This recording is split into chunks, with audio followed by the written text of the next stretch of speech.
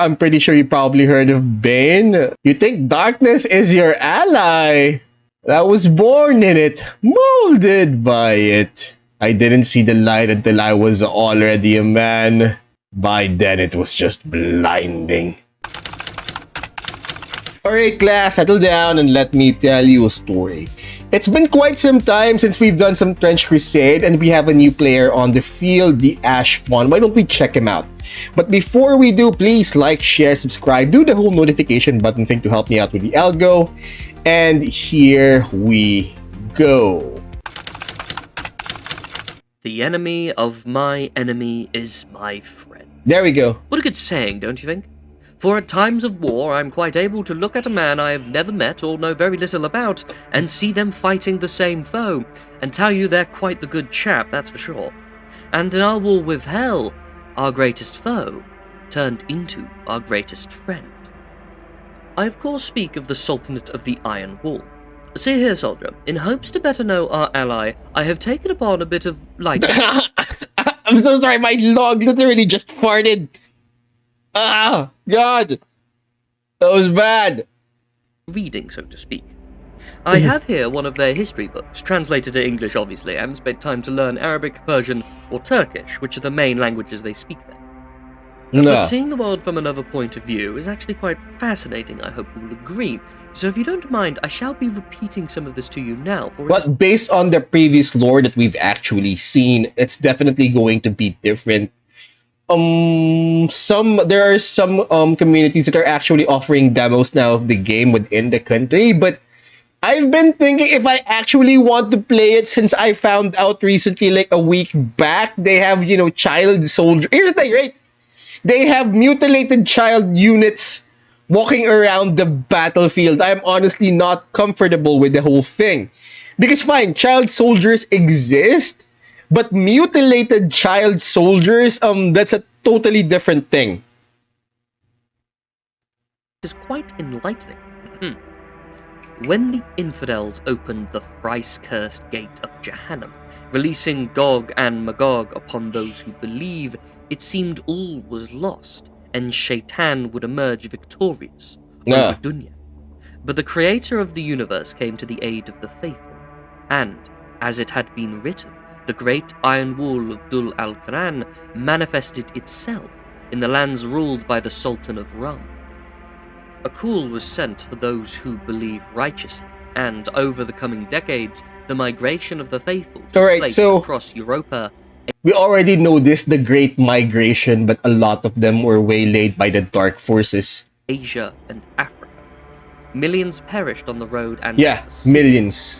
For the heretics and their Shaitan lords swarmed them as locusts swarm on a field of ripe sesame, devouring them and building vile. Well, thankfully enough survived, heads, so that they could not be buried as decreed in the holy text. But once all those who survived the journey had come, the mighty gates of Al-Quran were closed, and the great Sultan of the invincible iron wall of the two horns that pierced the sky. What about those left behind? Was full. That last part is their name fully translated, I believe. The great Sultanate of the invincible iron wall of the two horns. I mean, with a great migration like that, I honestly don't believe that, you know, everyone would make it inside on time. I mean, if they were waylaid, if they were ambushed on the way, some of those people must have, you know, gone into hiding or must have gone to ground in order to, you know, for things to cool down. Well, it is a grim, dark world after all. I have yet to actually encounter any child soldiers or any child mutilation in the 40k universe, but this is something quite different. I mean, it is Trench Crusade. Here's the sky. It's a bit bombastic, but you have to admit there is a level of flair to it, I find. As there is with all things they do in the Iron Wall. They are in essence the strive for perfection, and their city is without a doubt the greatest city in the world. And while that all sounds great, everyone thinks their city is the greatest in the world. There is a level of fear they have behind this.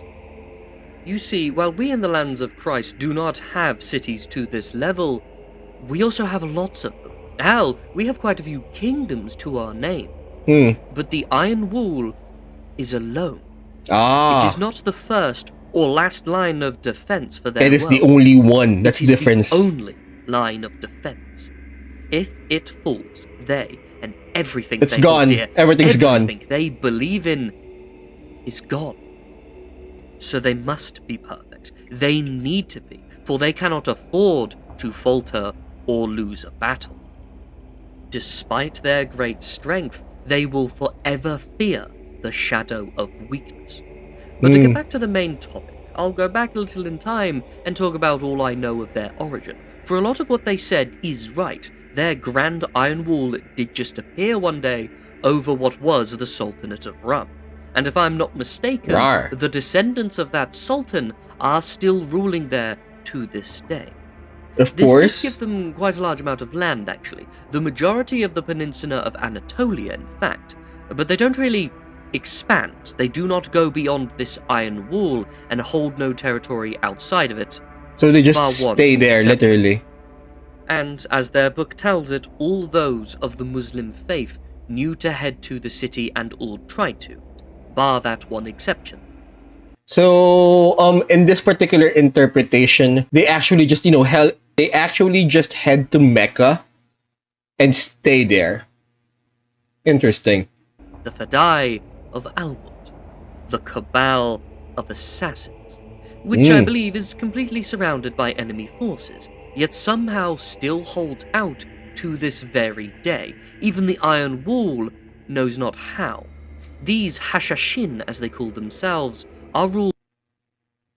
I have a feeling that lore is going to come out about the Cabal collaborating with the enemy. That's the only explanation, that they're in cahoots with the enemy at a certain level.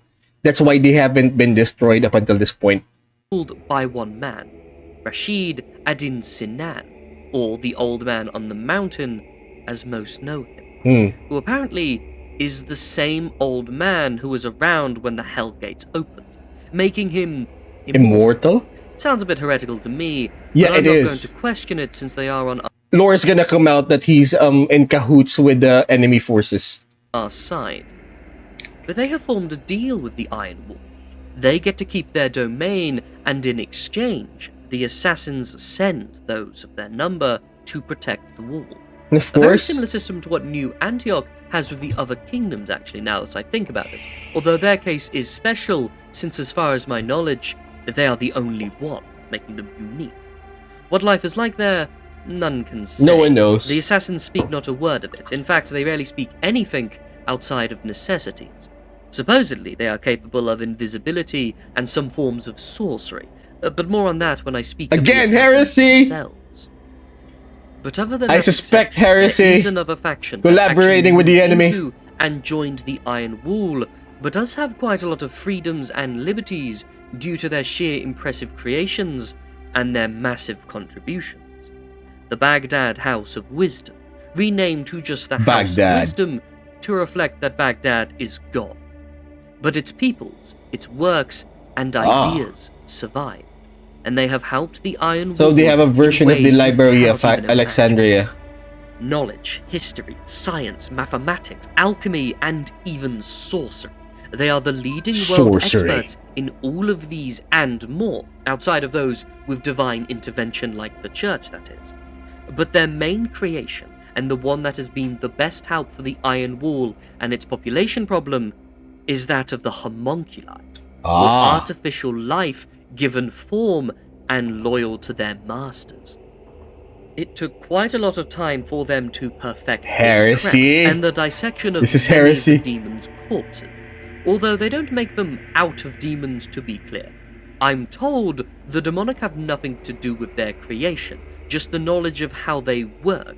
I'm skeptical of this claim, Yeah, I'm in no skeptical. position Me to too, I'm question them, skeptical of and this the church claim. has given them the all clear in this, so I Yeah, me too. I'm skeptical of this claim that there was no devilry at work here. There has to be some sort of collaboration on this one. But, well, according to this particular lore, the Sultanate and the church, or at least, the church leaders have given their go-ahead or their green light. shan't be doing so. Regardless, they can take many forms, whatever the house needs actually, with many war forms among them, which I will be Yeah. discussing in a moment. With all these factions and forces around, I think you could see I forgot the name of this theory or this political theory that if you're backing the right group, or if you're backing the right people, or if you're backing the right side, all you have to do is look at its face. That's why in the film Doctor Strange, the one with Benedict Cumberbatch, when he was fighting Hannibal, what was the name of that actor? Hannibal, the Hannibal actor. Anyways, just look at your face, man. That's why we're not gonna work for the Dormammu, because just look at your face. That's it. So look at this face. I mean, if we're gonna go by that political theory that just look at it on the facade itself, you know if you're working for the right side or something. now how they have managed to hold the line as long as they have. Truly, the Iron Wall is an impressive fortress city onto its own, and its lands are vast and protected, with many of the best and brightest of anything this world has to offer. Truly, a pinnacle of humanity. Of course. The only major problem when it comes to them and us is their arrogance. Their arrogance. Check this out, right? Historically speaking, the Muslim world, at least IRL, the Muslim world was ahead of everything: science, mathematics, and all of those other subjects up until Constantinople, or after throwing off the Romans. It was like the beacon of hope, the beacon of light, or something, until the Mongols came and destroyed everything. And then it gave birth to extremism, because after they destroyed all the knowledge, it was literally the apocalypse. They destroyed everything, and all the people had left was religion and the temples. Ergo, it gave birth to extremism, or at least an extreme view of religion, that you have to follow this or else things will go wrong, because they lost everything after the Mongol hordes. That the river ran black because of all the ink that was destroyed. Was it the Library of Alexandria or the Great Library of Constantinople? I'm not sure. Can someone please put it down in the comments? But anyways, IRL, in terms of IRL history, it was basically the Mongol horde that destroyed the Muslim dominance over knowledge. Or, well, they destroyed everything. That's it. The rivers turned black. The river turns black and red because of the blood people they killed, and because of all the books they burned or the books they threw into the river. Something like that. Can someone? I honestly can't remember. So can someone please put it down in the comments? And pride. Or, as I said before, they feel they need to be the best and get quite defensive when they aren't. Sure, we will work quite well with them, minus the language barrier, but when we find a relic from the time of the prophets, as they called the world before the Hellgates opened, they will tell us that they are taking it. They order us, in fact, as if we are lower than them, and if we decline... I mean, with knowledge comes this feeling of superiority, arrogance. ...or even question them, they will fight us. If we are to come to blows with them in the trenches, it would probably be over something like this. And of course, regardless of which warband emerges, they're going to say the same thing every time. We were both ambushed, and sadly they didn't make it. We don't have the time or the resources to question such things in times as these. We don't have time for it. So, we've got like bigger fish to fry when we're alone in the trenches. Let me now get into their warbands and how they are comprised, for their forces are quite something to behold. They call their warbands expeditions, for it is rare that they venture far from their home, but when they do so, they make quite the show of it, and always... I mean, they definitely call it an expedition since they don't expand, and, well, they basically just go back to behind the wall. ...have a specific goal in mind, be it to aid one of our conquests, retrieve a relic, or destroy a high-value target. Their commanders on the field are called the Uzbazi captains. These captains are champions of the battlefield. There we go, we know of them. From the front with the best that every faction can provide. They are always chosen on merit, regardless of family or station. After all, those spoiled in their society are likely to never leave. It's a pole axe, and I'm guessing at the end of this rifle, that this is at the end of a rifle trigger mechanism. Yep. poleaxe with a rifle. leave their city. But the Yuzbazi captains revel in combat, like a gladiator does the arena, posing quite the threat to even the greatest servants of hell. In fact, that's actually what they specialize in, charging at foes many would consider suicide to face, but they just see it as a worthy challenge. Superior armor. Fearlessly, they will plunge their blades into any foe, and even the likes of praetors are beaten by them. Not commonly, mind you, but enough to where I would never bet on the outcome. Especially when you consider the fact that they are not only armed with the best equipment from the land, including beautifully detailed golden armor, of course, but also hand cannon battle axe combinations, hand cannon battle axe combinations, of poleaxe, should they request it. But they also receive training from the House of Wisdom, including mental conditioning, making sure they never... You can definitely see the Warhammer, what was the name of that particular Warhammer group that defends the Emperor? You can definitely see the influence right here. break under pressure or spill an unwanted secret. To top it all off, they have alchemical body alterations, making them stronger and tougher. Performance-enhancing drugs. They are famed hunters as well, often going out into the land to take on impressive creatures or escaped monsters from hell. They even have a tradition amongst their ranks where they take on a chimera created by the House of Wisdom in a fight, kill it, and skin it themselves. If you see one wearing a fur cape... So that's the fur... Oh wait, did you notice the fur cape over here? Wait, there we go. The fur cape. That's the chimera. It was one of those chimeras, and they killed it themselves. Moving on to those who are from the House of Wisdom itself, the Jabarian alchemists, mystics and artificers schooled in the hidden knowledge of the legendary Smaragdin tablet. Here's the thing, fine. Alchemy, fine. I mean, you can see it, but what is the point of mutilating the skin of these homunculi? I mean, the whole thing's just plain gratuitous. There's no point for all this blood. There's no point. I mean, the whole thing's just gratuitous in a sense that, we're so hardcore that we carve our symbols into the skin of our own allies. Deep within the House of Wisdom. Admission is open. I mean, this is the reason why I'm a bit hesitant to actually take the demo for this particular game, even though communities already exist in this country, because a little bit too much for me, to be honest. With will and intellect. Especially if you're going, there's a child version of this, walking around the battlefield with mutilated eyes and mutilated bodies, supposedly hearing the voice of God, which is just, come on. Too much, a little bit too much. Deemed sufficient, be they man or woman. A rare thing for the Sultanate, but again, the House of Wisdom gets its privileges.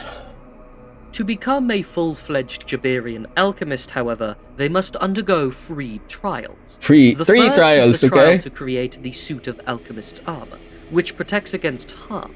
This is an essential tool of their craft, festooned with the seals of Solomon, which enables them to bend the elements of creation to Seals their will, of Solomon. and shields them even from the devices of hell. Next, they must create a Taquin servant, a homunculus creature of artificial life and intellect. If the candidate manages to follow the complex formula, as well as the intricate timings and temperature requirements, the creature will emerge after 40 days of toil. It will act as the alchemist's living tool of creation, for their hands have fine motor skills well beyond even the most nimble craftsmen. Of course. Vaguely shaped like a small human, it can change the consistency of its form to an almost liquid-like slime to squeeze into alchemical chambers to do their master's bidding in extreme temperatures and in the fog of poisonous chemical fumes. Many aspirants fail here, and their creation emerges from its golden celestial sphere, a deformed monstrosity filled with... So what happened to the failed monstrosities? With hatred towards its creator, and burrows itself into the alchemist's body to consume it from within, wearing its would-be master as a skin. The third and final test is opening their third eye, the key to cosmic illumination, which allows them to see the building blocks of creation, and thus be able to ensure that the elements they use So it gets are worse in and worse. perfect balance. Those that fail their final test are horribly changed.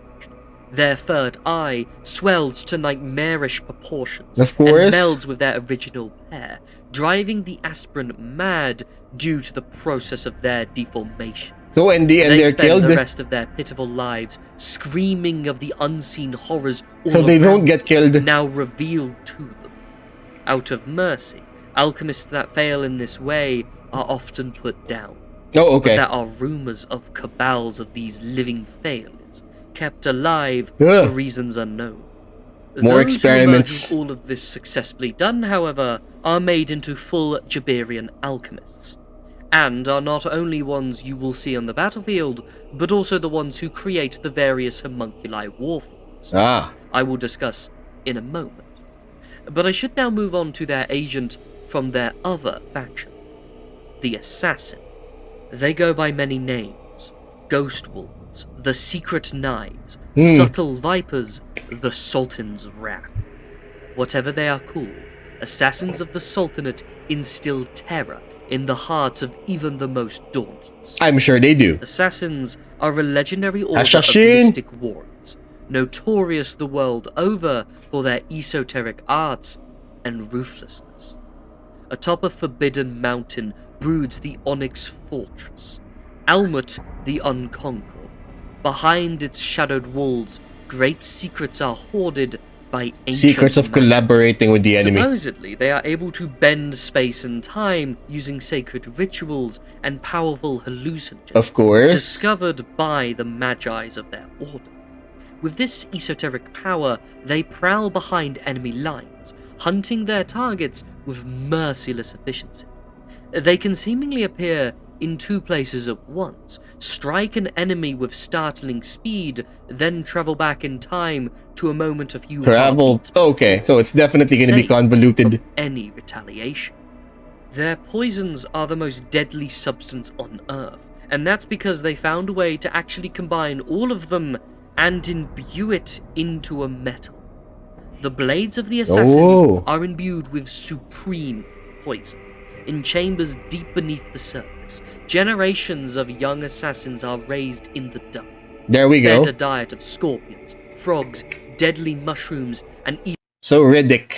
They're Riddick. They were raised in the dark. No. A lot of you are probably too young to know who Riddick is, so I'm pretty sure you probably heard of Bane. You think darkness is your ally. I was born in it, molded by it. I didn't see the light until I was already a man. By then it was just blinding. But I honestly prefer Riddick more. even stronger, more noxious things. And generation by generation, their tolerance grows. Yeah. The poisonous blood of these willing vessels is drawn and smelted into Willing vessel. Keyword there. poisonous iron. The iron is forged into blades, and deadly spells are layered into each fold of the envenomed metal. Thus, the blood of the first generation of assassins lives to this day, growing more potent with So, like the immortal soup or the never-ending soup, you just keep adding onto the broth. There's this restaurant in Vietnam, or was it Thailand? They call it the immortal soup because you just keep adding water to it, and they're adding ingredients to it so it never ends. It's been around for like 100 years or something. You guys should check it out if you're ever in country. each generation, and has found itself within the very equipment they wear. Let me now move on to their standard troop, beginning with their front line, the Azos, meaning unmarried, as those with families cannot become Azos. Oh. They serve as the light infantry on both land and the sea. Oh, there's something. It's like that's the history, or that's the story of Saint Valentine's. Since Romans during that time in the Roman army, a lot of the men were unable to, or were not allowed to get married, and that's how Saint Valentine's got beheaded, because he was marrying these soldiers in secret. Interesting. While guarding the Great Iron Wall against heretics' assault is their Wait, is it like compulsory, or just like the Christian version of this one, would it be like considered to be an honor to be martyred in the front lines? Because if this was compulsory, if trying to escape the draft, just get married. I'm pretty sure there would be an underground economy of women willing to basically get married for money. Their primary force. When an elite force And is I'm pretty sure some of these men would be willing to pay in order to prevent to escape service. sent beyond the wall to strike at the enemy or look for holy artifacts, the recruits of the Sultan call for volunteers to join the leaders of such expeditions. Though the missions into no man's lands are dangerous, there are always plenty of Azums who step forward. Ah, okay, Often so armed they with consider it a great gazelles honor. with a distinct curved stock and a scimitar of some description. The thing that sets them apart is their unique types of ammunition. What they use really depends on the budget of the individual, with some of them firing long iron nails, while others alchemically treated silvers that dissolve the flesh of demons. For a frontline infantry, they do their job quite well. Moving on to the sappers, which, to give them a good comparison, would be our combat engineers with a specialization of tunnel. Wait, we know them. They are just as skilled with explosives, engineering, and mechanics. They are, however, more so offensive than defensive, able to take apart structures in moments. So they work as stormtroopers, stormtrooping? With that being said, however, I find they work quite well with the combat engineers, and I'm quite fond of what those two groups come up with when they put their minds together. Of course. It's great stuff, often with a high yield potential to explode, of course. They are often taken from the ranks of Azums, and view becoming one as a promotion and honor, and are quite proud to join the Sapper Corps. That okay, so everyone in this world thinks serving or getting sacrificed is an honor. Okay, got it. But are very much still just an aspect of the main one. But let me now move on, for we do not have all day, to the first creation of the House of Wisdom. My back certainly doesn't. The Lions of Jabir. The Lions. Using the process I described before, but done by an alchemist specialized in the creation of homunculi, the Lions of Jabir can take many forms, not all of them Leone. Each one is a unique masterwork, and they are grown according to the skills and artistry of the Jabirian scientists that created them. The esoteric arts of the Alchema Magi employ are learned through the study of the forbidden books of Solomon, and many alchemists are killed when their experiments fail or run amok. However, the Lions are in desperate demand by the army of the Sultanate, so the program continues. So the budget continues. Of cost and casualties. Because the creation is there we go, the Lions. However, the Lions are often malformed in some way. Though they're still magnificent hunters in war. See, malformed in some ways, but fine, we get that, but what's the point of mutilating, or can't you just tattoo them or something? What's the point of carving these symbols into their skin? What are they? Can someone please explain what these things are? I mean, if this is just for aesthetic, then the whole thing would have been unnecessary. Their malformations often cause their existence to be one of constant physical pain. Of course. The truly tragic cases are the Lions created with human-like intelligence, who are racked with the existential dread as they realize the they know they exist of their unnatural origins. In battle, the Lions of Jabir are deadly threats. Of course, they just couldn't be mindless animals just like dreadnoughts. They have to be a pain. Existence is pain. And are used as a vanguard of the host of the Sultanate. It's even said that the Sultan himself has a hunting pack of 77 enormous Lions of Jabir that guard him day and night, and accompany him on the battlefield. So he actually participates in the front line. Is nearly unmatched, and some even have strange powers granted by their alchemical births. Many have armor melded with their flesh and fashioned from alchemical metals, etched with cryptic seals and sigils, and richly embellished by the alchemist to hide the defects of their creation. Of course. Let me now move on to the elites of their forces, the Janissaries, taken as babes to be raised in the art of war, and know nothing other than this craft. So, just like the Persian Empire, Janissaries, we have that version in IRL. taken from childhood. Vlad Dracul. We The all thing know that the makes this noteworthy, legends. however, is that they are not taken from their own lands, but that There of we the go. enemies. When a warband of the Iron Wall clears land of hell and find living babies and small children free of sin as they see it, Of course, the horror that they would actually find living children or living babies. I mean, I guess we should be glad that they didn't take these children from Christian lands or something. they will take them to become Janissaries. Indoctrinated from birth and loyal to the Sultan That's and how you him do it. alone.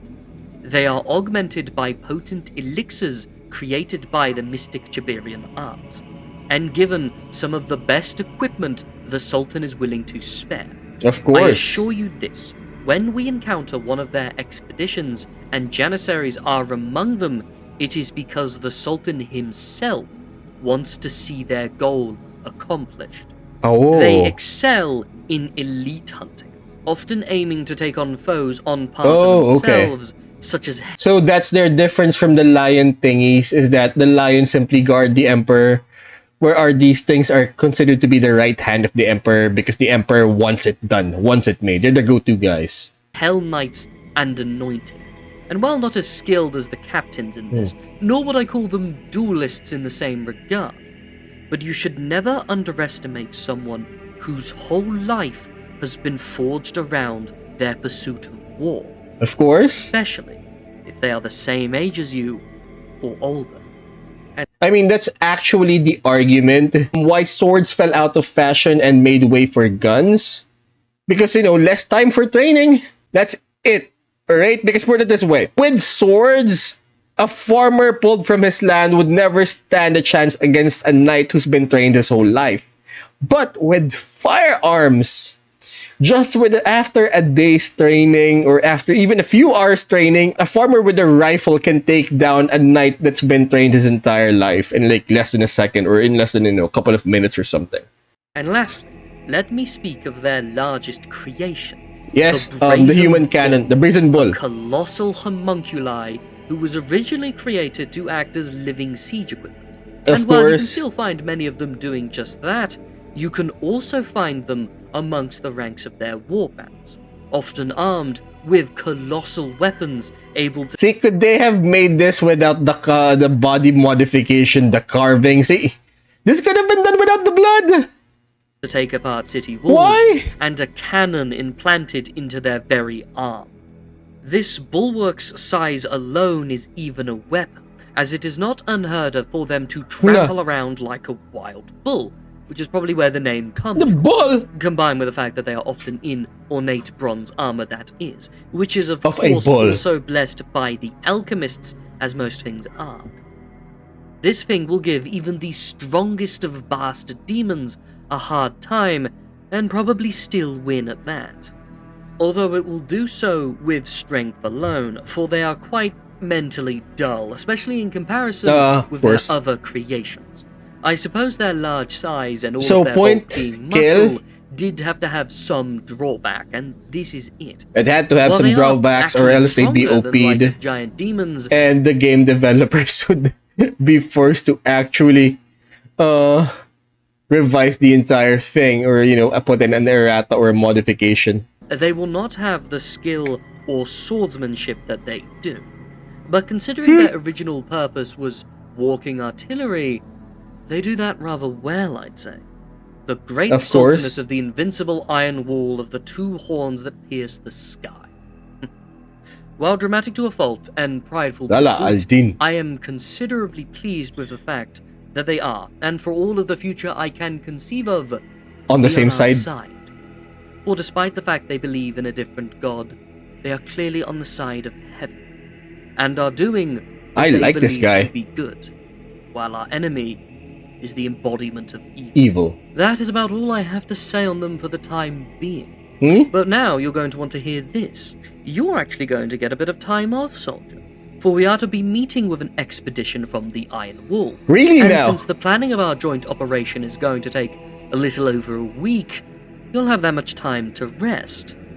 I, on the other hand, am going to be spending a lot of time with the translators, so do save me a bottle for when I'm done, won't you? Of course. For listening to my tales. I'm the Ashpawn. Feel free to leave a like, comment, or subscribe. It would Will really do. mean a lot.